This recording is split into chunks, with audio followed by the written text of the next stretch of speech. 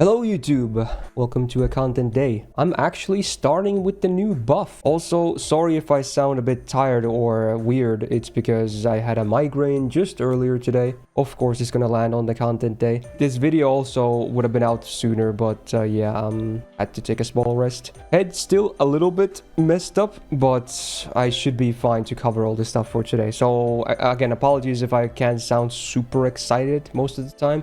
Just know it's because of a migraine. Anyway, Semiramis buff. That's what we have today. Very excited when I heard about this because obviously I would say she's probably one of the weakest SSRs in the game. Maybe not the weakest. She still has some stuff going for her before this buff, but can't say she was in a nice spot. So yeah, we got a skill buff today. So yeah, let's talk about this new buff. So before the buff, on a 6-turn cooldown, she had to pay 8 stars to use this skill. So that was already pretty not great, considering if you want to use it turn 1, you needed like a star bomb, because she doesn't have herself any of those. So that was already pretty annoying. But then when you use the skill, you pay the 8 stars. So she puts a 1k poison for 3 turns on all enemies, and then does a minus 50% buster res down on all enemies for 3 turns. This was the big part, obviously. That's a lot of buster res down. In fact, it should be the most in the game from a single instance, be it from a skill or an MP. So that was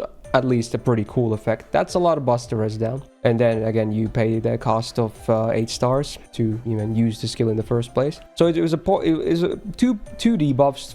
The first one pretty basically useless. The poison one never did anything. It's just there for lore, right? Because she's the poisoner queen. But the buster res down was really nice because her MP is also AoE buster, and again, it can help allies too. I would say it was okay, mostly because this buster res down is such a high amount. So it wasn't the worst skill ever, but yeah, let's see what they did now. So on the same 6-turn cooldown, first of all, it no longer costs you any stars to use. Beautiful. It was a stupid demerit to begin with. So now you can just use it. You snap your fingers, skill goes. Beautiful. Great, good start. Poison of 1k for 3 turns on enemies remains the same, I believe. It does, so that remains the same. The 50% buster res down on enemies for 3 turns remains the same as well. So again, the pre-existing debuff, they haven't been changed. But now, a new line appears. She now gets 50% anti-poison power mod for 3 turns for herself. Ooh, and it gets better. She gets another new line. So for the next 3 turns, before damaging the enemy, she applies a 1k poison on the target for 3 turns. And again, this is before damage, and I checked the wording on the buff as well. It should apply to all of her attacks, meaning it also applies to her MP. So even before the MP does damage, it will apply a poison on all enemies, meaning unless they resist the poison or they're immune, she gets plus 50% power mod on all of her MPs. That is really good. Yes. Okay, now we're talking. So again, no more stars for the stupid cost, and she gets a really nice working self-enabling power mod. Honestly, when I read this earlier, I thought this was going to be like 30% because of how easy it is to enable her, because it's on all attacks before damage. But no, it's 50%. So that is pretty nutty, I have to say. It is a bit unfortunate that the buster, because obviously now if you're thinking of like loop farming, you want to use this turn 1, right? Because then you get the 50% power mod on all enemies, or on all MPs rather. But obviously you only get the buster res down on, you know, not every single wave. In fact, you can get it for wave 1 and 3, right? So the middle wave is going to be the awkward part, right? Because there you will not have the minus 50% buster res down.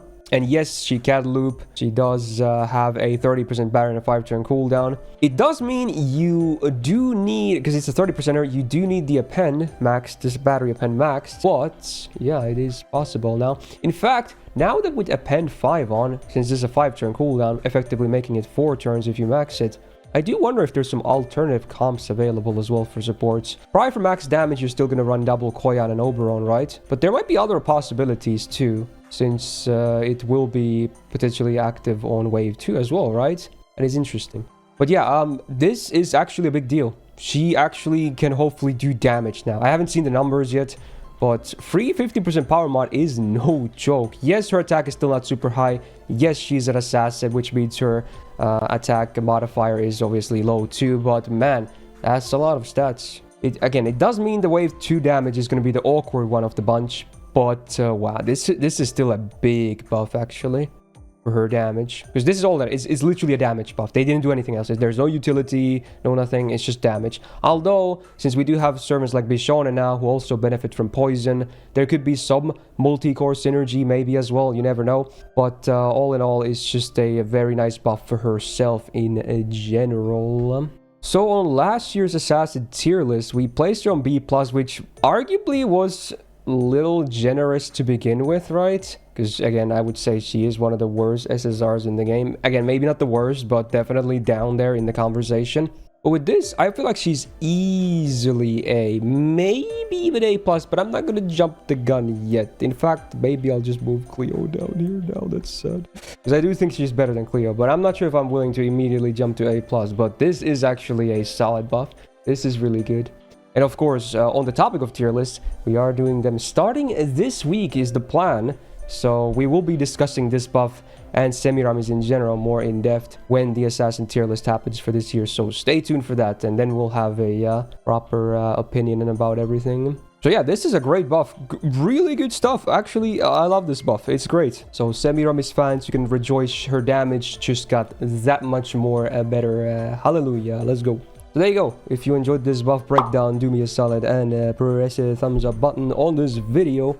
And do subscribe not to miss out on future videos, because again, today, this was the first video in order I'm doing on the stream and on YouTube as well. Not like usually where the buff is the last one. So next up, I am going to be trying rolling for Kira Caster. So do wish me luck there as well, although by the time this video is out, I already did the roll, so hopefully it went okay. Also, shout out to my patrons on the screen right now, and thank you, Suit, for being a big YouTube tier member supporter. Enjoy the buff. See you in the next video.